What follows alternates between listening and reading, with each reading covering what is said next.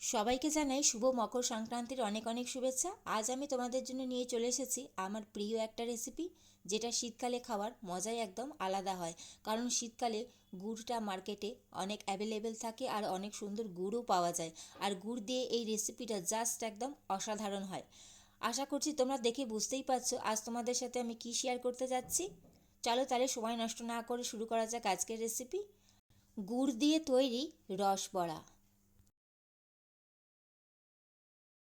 রসবড়া বানাতে লাগবে বিউলির ডাল। বিউলির ডালটা প্রথমে 4-5 বার জল দিয়ে ভালো করে ধুয়ে তারপর ডালটা ভিজিয়ে রাখতে হবে। তোমরা চাইলে ওভারনাইটও ভিজিয়ে রাখতে পারো। আর এখানে ডালটা 10 ঘন্টা ভিজিয়ে রাখা হয়েছিল। আমরা ডালটা এখানে সকালবেলা ভিজিয়ে রেখেছিলাম আর রাত্রিবেলা বানিয়েছিলাম। তো ডালটা ভেজানোর পর দেখো ডালটা মিক্সার জারের মধ্যে নিয়ে নিতে হবে। সামান্য একটু জল দিয়ে ভালো করে স্মুথ একটা পেস্ট বানিয়ে নিতে হবে। সুন্দর পেস্ট হয়ে গেছে। এখন এটা বাটির মধ্যে ট্রান্সফার করে নিতে হবে। এবার এর মধ্যে সামান্য একটু নুন দিয়ে দিতে হবে। আর এর সাথেই একটু খাবার সোডা বা বেকিং সোডা যেটা বলে সেটা একটু দিয়ে দিতে হবে। আর ভালো করে এটা 2 থেকে 3 মিনিট ফেটাতে হবে। যত বেশি ফেটাবে এটা কিন্তু তত বেশি সুন্দর তৈরি হয়, তত বেশি ফোলে। তো ফেটানোটা খুবই ইম্পর্টেন্ট। অন্যদিকে আমি কড়াই বসিয়ে দিয়েছি। সবার প্রথমে গুড়ের রসটা বানিয়ে নিতে হবে, তার জন্য পরিমাণ মতন জল দিয়ে দেওয়া হলো। আর এর সাথেই একটু মৌরি ক্রাশ করে হাতের সাহায্যে একটু গুঁড়ো করে বা হামনদিস্তা একটু জাস্ট গুঁড়ো করে মৌরিটা দিয়ে দিতে হবে, যাতে ফ্লেভারটা খুব সুন্দর হয়। আর এর সাথেই পরিমাণ মতন গুড় দিয়ে দিতে হবে, কারণ এটা থেকেই মিষ্টিটা হবে, তো সেই হিসাবে গুড়টা কিন্তু বেশি পরিমাণেই দিতে হবে।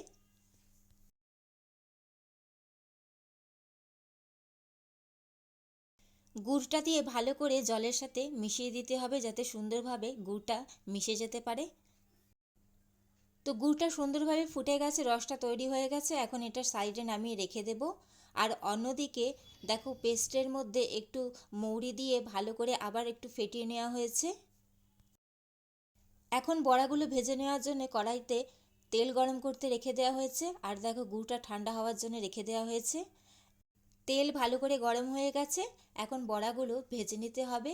অল্প অল্প করে সামান্য করে দিয়ে ভালো করে বড়াগুলো ভাজা করে নিতে হবে।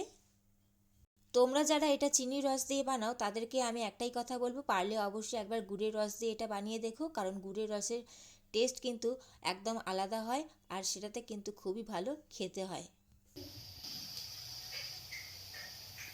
এই সময় গ্যাসের ফ্লেমটা কিন্তু অবশ্যই লো টু মিডিয়াম হিটেই রাখতে হবে, কারণ খুব বেশি হাই করলে কিন্তু ওপরটা লাল হয়ে যাবে, ভেতরটা কিন্তু কাঁচা থেকে যাবে। আর এটা ভাজতে কিন্তু অনেকটাই সময় লাগে, অনেকটাই ধৈর্যের ব্যাপার আছে। তাই হাতে সময় নিয়ে ভালো করে এই বড়াগুলো ভাজা করে নিতে হবে।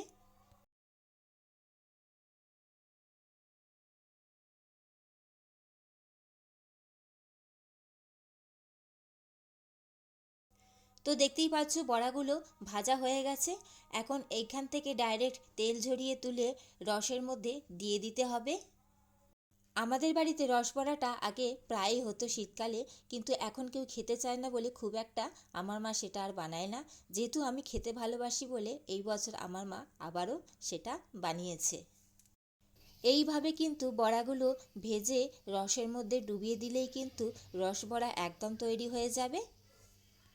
তোমরা যারা রসবড়া খাওনি তারা অবশ্যই এই শীতটা যাওয়ার আগে কিন্তু এই রেসিপিটা একবার ট্রাই করে দেখতে পারো। আমার তো ভীষণই পছন্দ। আশা করছি তোমাদের সবার খুবই পছন্দ হবে। আমার চ্যানেলে আরও অনেক রেসিপি আছে বন্ধুরা, তোমরা চাইলে সেগুলো দেখে নিতে পারো। ভালো লাগলে অবশ্যই আমার চ্যানেলটি সাবস্ক্রাইব করে আমার পাশে থেকো। আর আজকের যদি এই রসবড়ার রেসিপি তোমাদের ভালো লাগে তাহলে অবশ্যই লাইক কমেন্ট শেয়ার করে দিও। তো এইভাবে বড়াগুলো ভাজা করে রসের মধ্যে ডুবিয়ে দিলেই কিন্তু রসবড়া একদম তৈরি হয়ে যাবে। কেমন লাগলো তোমাদের আজকের এই রেসিপি অবশ্যই সেটা আমাকে কমেন্ট করে জানিও। চলো তাহলে আজকের মতন আসি, দেখা হচ্ছে আবার পরবর্তী দিনে। চলো টাটা।